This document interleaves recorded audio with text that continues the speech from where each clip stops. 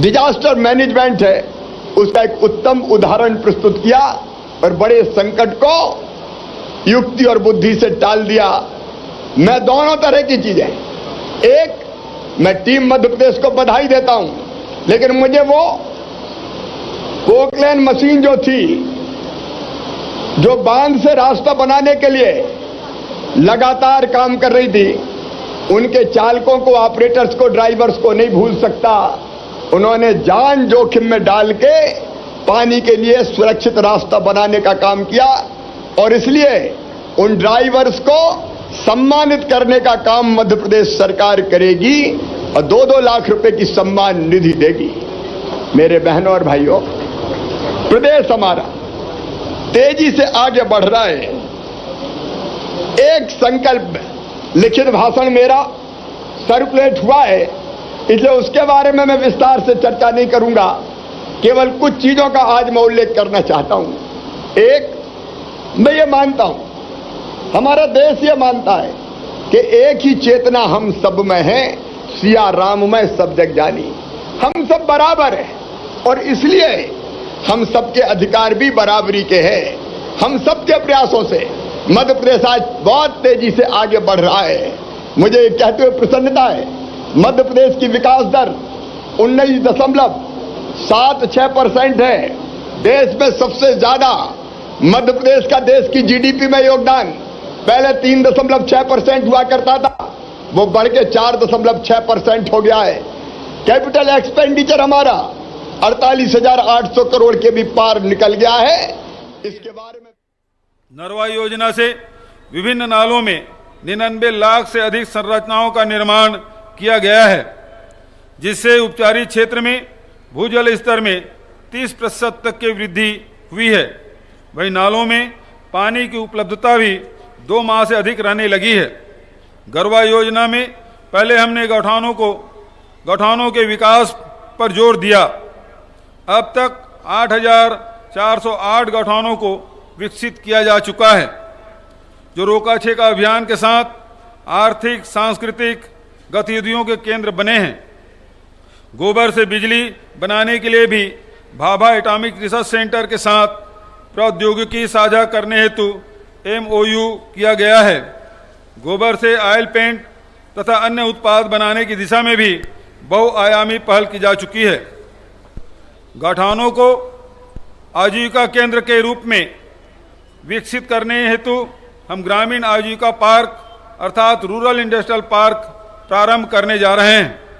इसका उद्देश्य ग्रामीण गरीब परिवारों के लिए आजीविका के माध्यम से अतिरिक्त आय के साधन बनाना है। गांधी जयंती 2 अक्टूबर 2022 के अवसर पर इसका शुभारंभ किया जाएगा और प्रथम वर्ष में 300 ऐसे पार्क स्थापित कर दिए जाएंगे। अब एक कदम और आगे बढ़ाते हुए हमने 4 रुपये प्रति लीटर की दर से गौमूत्र खरीदी की योजना भी शुरू कर दी है, जो रासायनिक पेस्टिसाइड के मुकाबले एक बेहतर विकल्प है।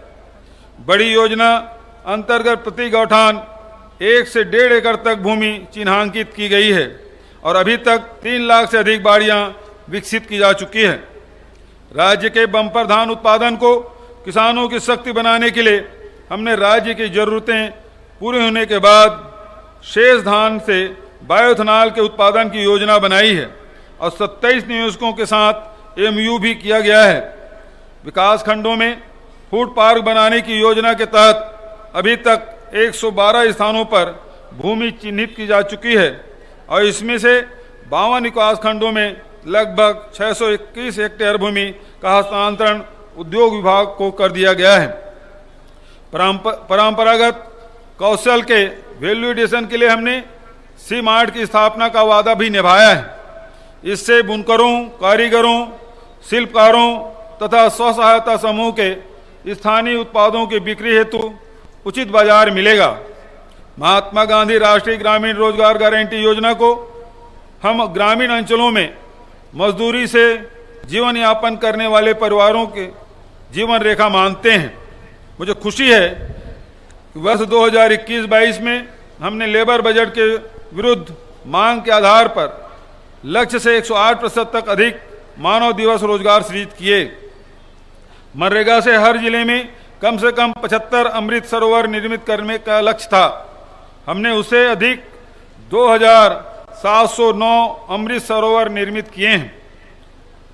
गौठानों के निकट मछली पालन के लिए 1859 तालाब स्वीकृत किए गए हैं, जिसमें से 1318 पूर्ण कर लिए गए हैं। मैंने मनरेगा को शहरी क्षेत्र के लिए भी लागू करने का अनुरोध भारत सरकार से किया है। हमने श्रमिकों को न्याय दिलाने के लिए भी कई कदम उठाए हैं। मुख्यमंत्री नोनी सशक्तिकरण योजना का लाभ 3000 से अधिक हितग्राहियों को, मुख्यमंत्री निर्माण श्रमिक निःशुल्क कार्ड योजना का लाभ 88,000 से अधिक हितग्राहियों को मिला है।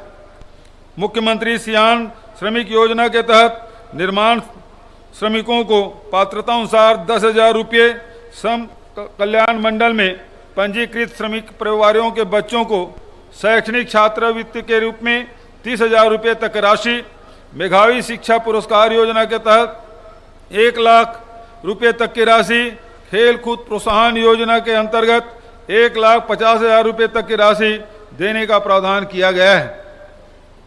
पूर्व में आम जनता के साथ ठगी करने वाले चिट फंड कंपनियों के खिलाफ हमने ठोस कार्रवाई करते हुए 622 पदाधिकारियों को गिरफ्तार किया है। माननीय न्यायालयों द्वारा लगभग 56 करोड़ रुपए की संपत्ति की नीलामी का आदेश दिए जा चुके हैं, जिसमें से 32 करोड़ रुपए की राशि नीलामी से प्राप्त हुई और 28,000 से अधिक निवेशकों को लगभग 18 करोड़ रुपए लौटाए जा चुके हैं। नीलामी से प्राप्त शेष राशि भी निवेशकों को लौटाने का कार्य प्रगति पर है।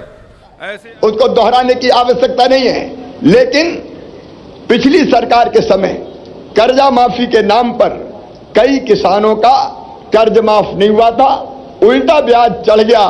तो वो जो चढ़ा हुआ ब्याज है वो प्रदेश की सरकार जमा करके किसान को उस ब्याज से मुक्त करने का काम करेगी। कृषि के क्षेत्र में बाकी सारी योजनाएं चल रही है, केवल 2 चीजों का उल्लेख करूंगा।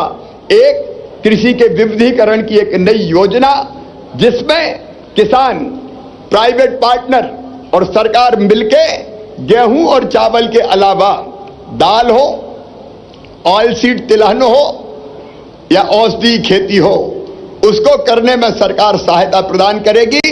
और प्राकृतिक खेती हम करें, इसके लिए हम अभियान चलाने का काम करेंगे। मां, बहन और बेटी सरकार की सर्वोच्च प्राथमिकता है। मां की सुरक्षा, बेटी, मां और बेटी बहनों की सुरक्षा और उनका स्वास्थ्य हमारी प्राथमिकता है। लाडली लक्ष्मी 2 योजना इसके लिए हम लेके आए हैं। उसके अतिरिक्त भी सुरक्षा और स्वास्थ्य के साथ के लिए जो आवश्यक कदम है वो हमने उठाने का फैसला किया है। मुझे बताते हुए खुशी है कि मध्य प्रदेश में सेक्स रेशियो पहले था 1000 बेटों पे 912 बेटियां, अब बढ़ के हो गया है 1000 बेटों पे 976 बेटियां। सेक्स रेशियो जब तक बराबर नहीं हो जाता, हम लगातार और भी कदम उठाते रहेंगे।